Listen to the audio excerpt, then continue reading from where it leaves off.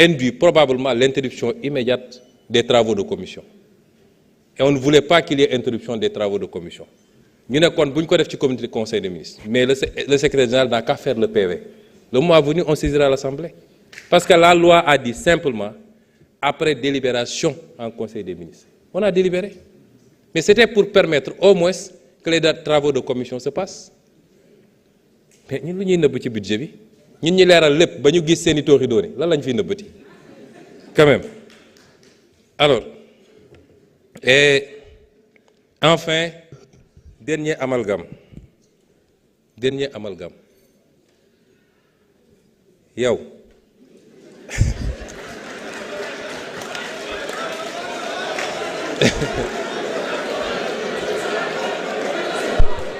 S'il vous plaît.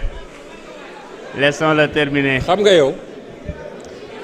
S'il vous plaît. Xaw ma ndax amalgame la wala mauvaise foi la parce que yow on te montre le soleil yow nga topp sama baaraam bi ñun li ñu la wax mooy autorité politique ak administrative yi doon séddoo terrain yi ku nekk am ci 50 000 loolu lañ la wax mais que telle ou telle administration s'organise en syndicat assis sur une coopérative et fasse les démarches pour amener des attributions. C'est valable pour les magistrats, c'est valable pour les douaniers, c'est valable pour ceci. Nous avons cité ceci, cité cela. Et que sur cette base-là, ils aient accédé à des terrains. Nous distribuons dans des conditions transparentes. Ben, nous savons quand lañ ko jox. Dajale sen xaliss pour def sen aménagement. Nga bu ko comparer yeen ñi ngeen doon def tok ba ngoon ngeen dem doxantu. Nan jox man lo sangam, ça n'a rien à voir. Donc bàyyi leen suñu waxee lu leer nañ ngeen essayer di jaxase xelu Sénégalais. Quand même, il faut qu'on change la manière de faire de la politique dans ce pays. Et c'est ça qu'on retrouve après dans tous les médias ñuy wax ci ay mbir yoo xam ne yàlla ak yàlla mais askan wi léegi yeewu nañ de gis nga askan wi dañuy toog di seetaan dit muy wax ñu naan xoolal ma waa ji rek waaye kañ ngay xam ni askan wi xam na mooy keroog bu élection jotee.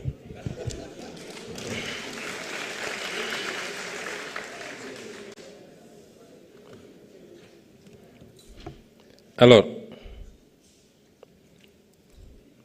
M. Tahirou Sarr est revenu également sur la question des étrangers. D'abord sur l'ANSD. Moi, je pense que le système est parfait ou pas, mais am réew dafa war a am lenn lu nekk kuñ ko dénk mu def liggéey bi boo fi tasee ANSD mënoo fi andi leneen lu ko gën bu dee dañ ko war a améliorer ñu améliorer ko mais toutes nos statistiques viennent de là-bas léegi nee nga da nga leen laaj joxuñu la waaw parce que ANSD bu defee recensement général ba pare du données yëpp lay joxe dafa am données yoo xam ne dafa sensible ci réew moo tax duñ ko joxe soo gisoon statistiques yi wala recensement bi mun nañ la wax Sénégal waasoo bu ne ñaata lañu tarixa bu ne ñaata lañu diine bu ne ñaata lañu mais loolu duñ ko génne c'est des données sensibles moo tax duñ ko génne noonee la ñu mën a jàppee ni fournir des données comme ça sur les étrangers ça peut être très sensible loolu rek la mais c'est pas de la rétention kon man jusqu'à preuve du contraire bu dee ñun ñëpp ku wax ne 18 millions de Sénégalais lañ te ñu ngi ko jëlee ci ANSD beaucoup de nos statistiques ba ci les statistiques budgétaires bu ñuy def les rebasing ak yooyu ci ANSD la ñuy liggéey jusqu'à preuve du contraire je considère que et jusqu'à ce qu'on me propose autre chose parce que nag du ma dox ci dëkk bi di compter étranger ah bis bu ñu proposé leneen ñu doog a jàpp loolu waaye nag am na loo xam ni kuy dox ci réew mi di xool di génn Ndakaaru di sillonner réew mi ku la ne étranger yi fees nañu dell ci réew mi war nga wiccax bopp teyit munoo ne ay étranger dañuy ñëw et après nga ne mënuñu jël les emplois de ceci ou de cela mais sénégalais yi nekk bitim réew dañuy liggéey emploi kan lañ jël kon étranger du dugg ci réew mi parce que doone étranger day dugg ba pare amul droit liggéey day dem nekk fële di xiif mu des nag ma réitéré ko d'abord nous sommes des panafricains réew mi suñu problème du étranger yi suñu problème yi ñu fi wax lépp mooy suñu problème les mauvais choix la corruption ni ñu délaissé les secteurs productifs agriculture élevage etc. notre incapacité à industrialiser ni ñu jaayee suñu ressources naturelles loolu di nga ko gam-gamle ak li ñuy wax ci ay quelques étrangers yu ne ci réew ne nous trompons pas de priorité te nag étrangers yi ñun suñuy étrangers yi nekk bitim réew li ñuy fàggu di ko yónnee fii moo ëpp fuuf li fi nit di jóge di yóbbu feneen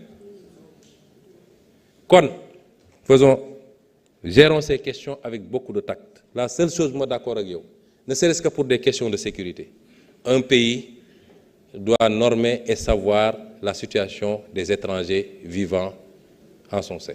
Nous sommes tous d'accord. Et c'est pourquoi des lois ont été prises, des décrets d'accompagnement sont là, et il y a des questions d'application là, et nous allons surveiller. Sur ces questions, nous sommes ouverts au débat. Vous l'avez rappelé, avant l'élection, on s'est parlé au téléphone et on devait se voir. Non pas pour que vous soyez sur ma liste, parce qu'on n'avait pas dit l'objet, mais c'était pour qu'on discute de ces questions. Parce que l'ampleur de nous commencer à dire auprès d'une certaine catégorie de la population, ak niñ ko doon waxee ak niñ ko doon utiliser nga xam ne mën na jur loo xam ne baaxul moo tax ma jël sama responsabilité wala pour ñu toog waxtaan ci teg les choses lii parce que xam naa ne bu ñu waxtaanee on se comprendrait mais c'était pas d'ailleurs quand on a parlé li nga wax mooy damay dem fàggu bu ma amee ñu dajawaat c'était ça le débat mais man bi ma lay woo c'était pour voir malheureusement élection bi jege woon trop may la après élection bi il faut ñu toog waxtaan parce que même si vos intentions étaient bonnes ni ko gars yi di utiliser ça peut donner des relents de xénophobie te loolu baaxul ci réew mi et surtout de stigmatisation de communautés avec lesquelles nous n'avons aucun problème qui vivent dans ce pays liggéey la ñu xam nekk seeni côté gisaguma leen ñu créer lu yàq réew mi ba ñu ne ñii def nañu lii kon loolu tam c'est tout à votre honneur de poser des débats de politique publique mais dans la manière de le faire nañ ci liggéeyaat bu baax l'honorable Guy Marius Sagna pour le FERA le service civique etc. Je crois que j'ai répondu globalement mënuma peut-être benn bu dem a taxaw ci mais lii lépp c'est le résultat de la malgouvernance dont nous avons hérité et c'est pourquoi nous avons envoyé des missions de contrôle. Aujourd'hui, le FERA est dans le programme de contrôle. Nous attendons les rapports. On saura ce qui s'est passé au niveau de ces services-là. Le service civique, vous m'avez interpellé l'autre jour, je vous ai dit qu'on va faire, et j'ai instruit immédiatement le ministre secrétaire général du gouvernement, pour la simple raison que le service civique occupe une place importante dans notre programme, extrêmement importante. La citoyenneté, le civisme, c'est extrêmement important. Et c'est pourquoi c'est le seul service boo xam ne j'ai demandé au président de la République na ma ko andil primature. Parce que pour man gestion transversale la laaj mais ñu jëloon ko yóbbu ko c'est madame le ministre des Sports ñu dulier ko foofu quelque part ñun noonu lañ ko fekkee. J'ai demandé à ce que ce soit ramené pour lu ñu bëgg a def sur les questions de citoyenneté et en collaboration avec nos forces armées. C'était important d'avoir cette transversalité. Alors,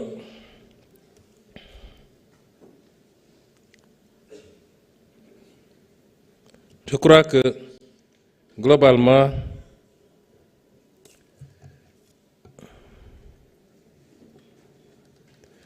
alors, sur les appels entrants, également, le ministre, l'honorable député est revenu. Vous savez, appel entrant yi defoon nañ ko on les a enlevés sans justification.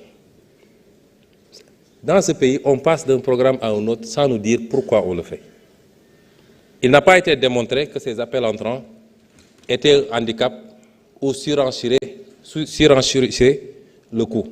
Ça n'a pas été démontré. Au contraire, bi ñu ko dindee, les opérateurs de téléphonie se sont portés aussi bien qu'avant ñu koy dindi avec une progression de 6% cette année ba gouvernement bi interpellé woon le président de l'époque avait interpellé même le gouvernement sur la question.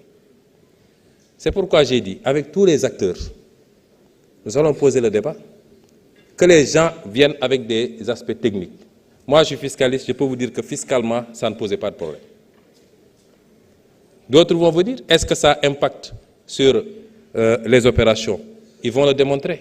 Mais jusqu'à preuve du contraire, les éléments dont nous disposons, c'est qu'il n'y avait pas de base, sauf que un engagement a été pris avec des opérateurs en ce moment constitués de la manière dont on savait, parce que des lobbies se créent et commencent à mettre la pression. Et un candidat peut dire si je suis élu, je vais faire ceci.